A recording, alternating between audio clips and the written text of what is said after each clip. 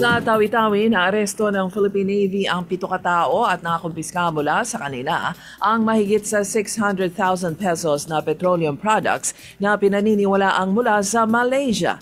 Namataan ng Western Mindanao Naval Command ang isang lansa sa Sikalkalong Island, Languyan, Tawi-Tawi, nang ito'y sitahin at isailalim sa inspeksyon. Nadiskubre ang karga nito na 50 drum ng diesel fuel at mga LPG tanks. Sa Davao City, ipinalabas na ng city government ang Kalag-Kalag 2025 guidelines para sa dadalaw sa libingan ng kanilang mga mahal sa buhay sa All Souls Day. Ang mga pampublikong libingan ay bukas mula alas 6 ng umaga hanggang alas 8 ng gabi at may one entrance, one exit policy sa mga tao at mga sasakyan. Nanatili naman ang mga bawal tulad ng bladed weapons, armas, inuming nakalanasing, backpacks at iba pa.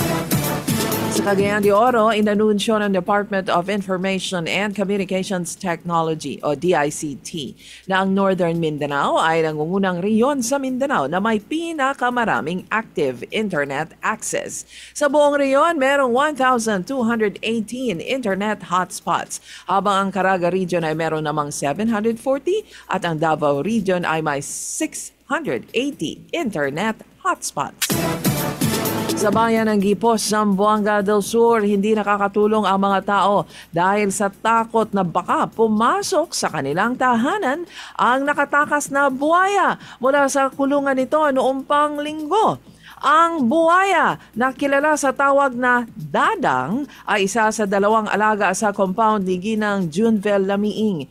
Ito ay legal na pag-aalaga ng buwaya sa ilalim ng Wildlife Loan Agreement.